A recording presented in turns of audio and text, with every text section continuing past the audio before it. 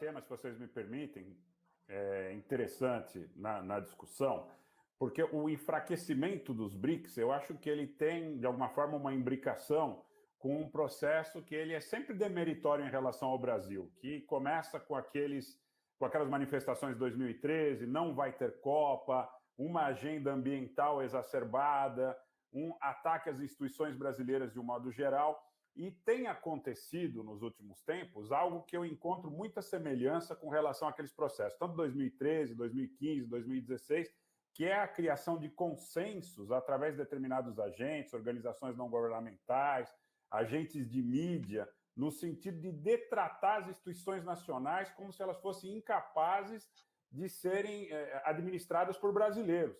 Eu vejo isso com muita preocupação e vejo que dentro desse contexto está a agenda dos identitarismos exacerbados, na minha opinião, na minha percepção, e um ponto, pessoal, que eu gostaria de ouvi-los e também alertar as pessoas que nos acompanham, que é esse ataque ao Exército Brasileiro, às Forças Armadas Brasileiras. Eu tenho discutido isso muito nas redes sociais.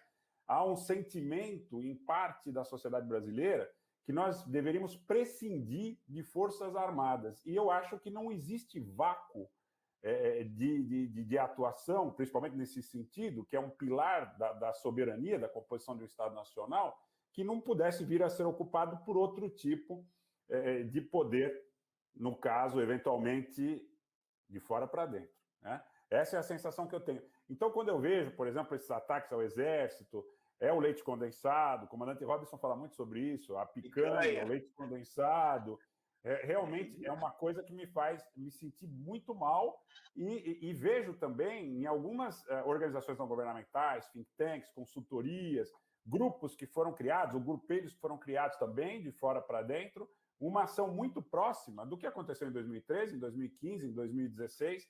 Agora, o Exército Brasileiro é péssimo, ele vai contra o povo, ele é genocida, ele é fascista. Então, quer dizer, gostaria de colocar isso em discussão, para que a gente pudesse, de alguma forma, alertar as pessoas a uma reflexão em relação a temas dessa magnitude. Para o ministro Aldo aí, Rogério, essa bola quadrada eu vou passar para o ministro Aldo para ele comentar. Eu creio que nós vivemos uma outra face do negacionismo, que é o negacionismo da história, da memória, da identidade do país, da cultura nacional. Se você observar, das instituições do país, a fundadora da nacionalidade, não é nem do Estado Nacional, a fundadora da nacionalidade. Quando o general Zenildo foi buscar a origem do Exército lá no campo de Guararapes, em 1648, era exatamente a percepção de que essa instituição era fundadora da nacionalidade brasileira. A Marinha e o Exército do Brasil, de certa forma, pariram o Brasil independente. Foram essas duas instituições, a Marinha e o Exército, que garantiram que o Brasil se tornasse independente. Garantiram a unidade do território.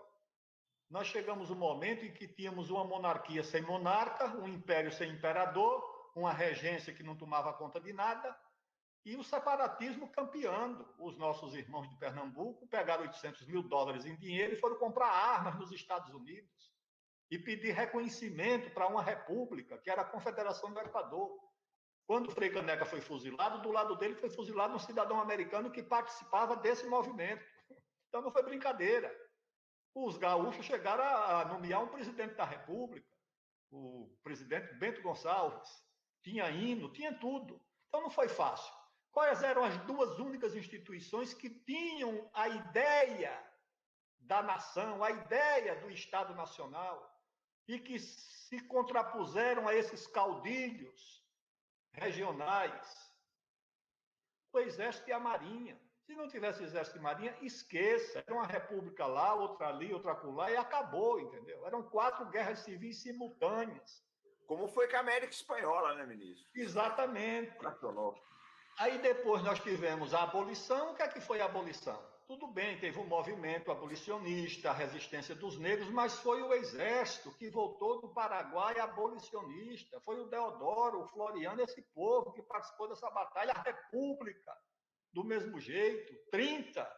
Teria tido 30 sem o... Não teria, tá certo? Foi o Exército que fez aquela revolução. O Getúlio se apoiou nas Forças Armadas. Depois nós tivemos o programa nuclear, o programa espacial, os 2 primeiros computadores da nossa nascente indústria de informática, que depois foi sepultada. Quem fez os computadores brasileiros? A Marinha fez um, que era o Patinho Feio, porque o Cisne Branco, porque precisava substituir a informática dos barcos que comprou lá na Inglaterra, né? Precisava ter um computador brasileiro, e depois a aeronáutica fez o Patinho Feio, em contraponto ao Cisne Branco da Marinha. Quem fez? A Marinha e a Aeronáutica. Então, pessoal, a Marinha fez, o almirante Álvaro Alberto fez o CNPq, o brigadeiro Montenegro fez o ITA e o CTA. Ou seja, são essas instituições que nós vamos reduzir a nada nessa campanha sórdida. Ah, não, mas qualquer instituição comete seus erros, seus enganos, seus equívocos. É natural que isso aconteça, tá certo? Mas o Brasil precisa proteger aquelas, né, que são importantes para a solução dos nossos graves problemas. Podemos